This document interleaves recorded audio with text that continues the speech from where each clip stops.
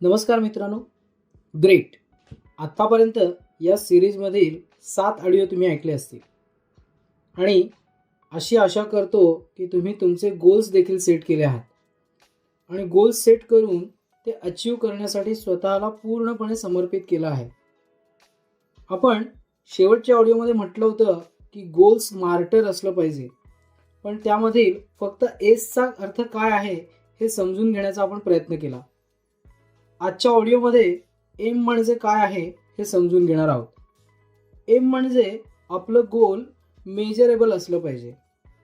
Measurable म्हणजे आपण जेव्हा गोल सेट केलं की मला भरपूर खुश राहायचं आहे, तर हे काही गोल असू शकत नाही.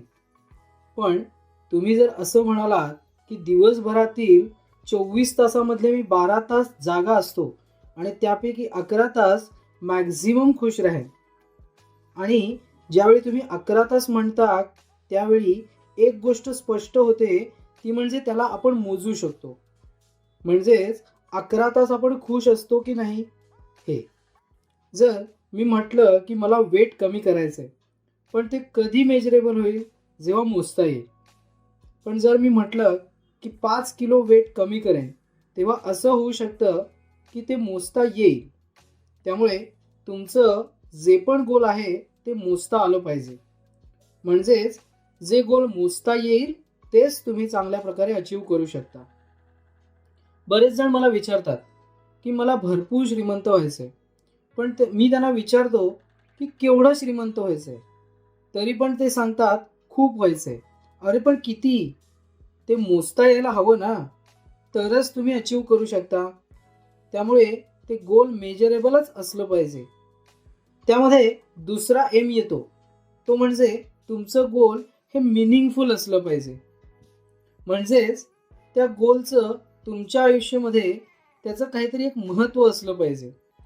जसं त्याच्यासाठी जगताय किंवा त्यासाठी प्रयत्न करताय, तसंच ते गोल हे एक माइंडफुल देखील असलं पाहिजे.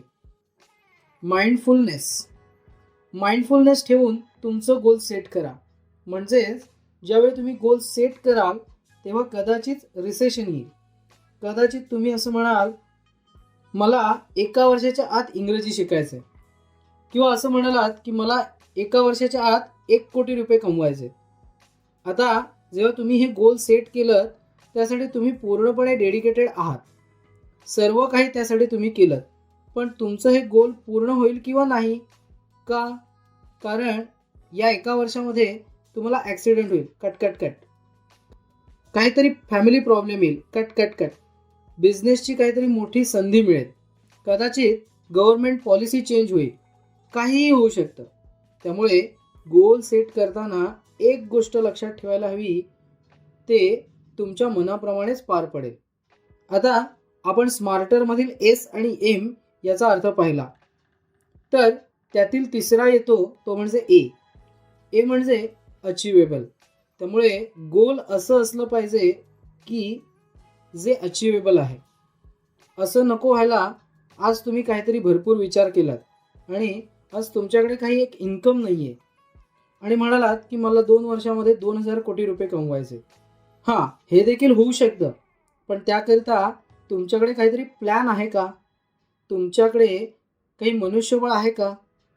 म्हणजेच काय, तर त्यासाठी आपण फक्त काहीतरी मिरॅकल होईल असं म्हणून चालणार नाही, तर त्यासाठी अपार मेहनत आणि त्याच वेळेला योग्य प्लॅनिंग असणं खूप गरजेचं आहे.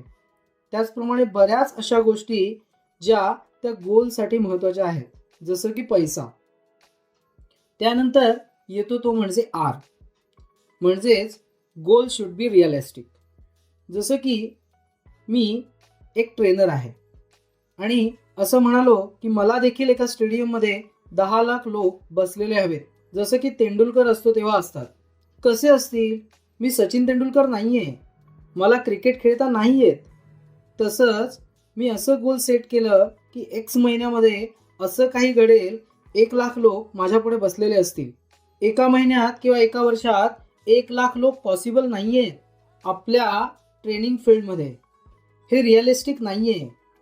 किंवा मी एक ॲक्टर झालो पाहिजे एका महिन्यात आणि एका वर्षात सुपरस्टार झालो पाहिजे. 1 वर्ष तर एक मूव्ही तयार होण्यासाठी जातो, इट इज नॉट रिअलिस्टिक. आणि मी काही ॲक्टर देखील नाही किंवा मी कोणतीही ॲक्टिंगचा क्लास देखील केलेला नाही, त्यामुळे हे रिअलिस्टिक नाही आहे. त्यानंतर येतो तो टी म्हणजे टाईम बाउंड.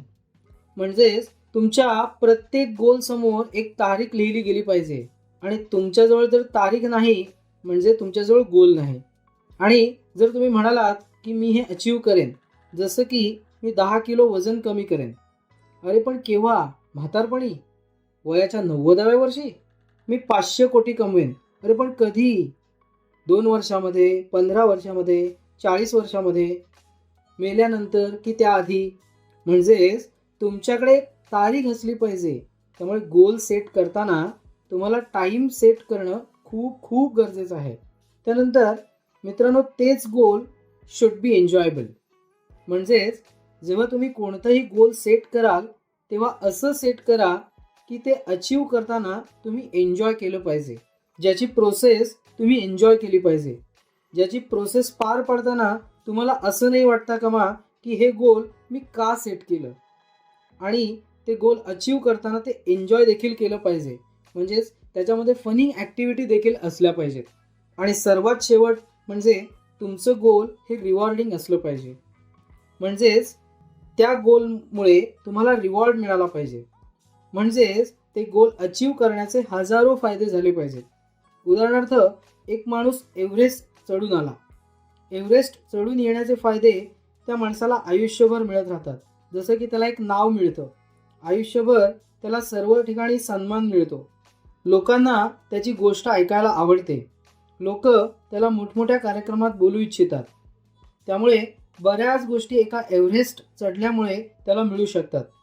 त्यामुळे goal should be rewarding.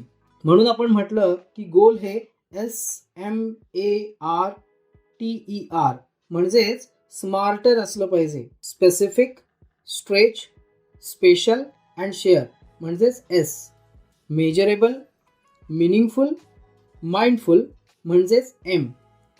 A म्हणजेच अचिवेबल, R म्हणजेच रिअलिस्टिक, T म्हणजे टाईम बाउंड, E म्हणजे एन्जॉयबल अँड लास्ट R म्हणजे रिवॉर्डिंग. आता तुम्ही जी गोल लिहिली आहात त्यांना प्लीज यानुसार ॲडजस्ट करा. आपण पुढच्या ऑडिओमध्ये गोल सेटिंगसाठी अजून काही इम्पॉर्टंट पॉईंट्स आहेत ते मी तुम्हाला सांगेन. Thank you so much. Have a great time.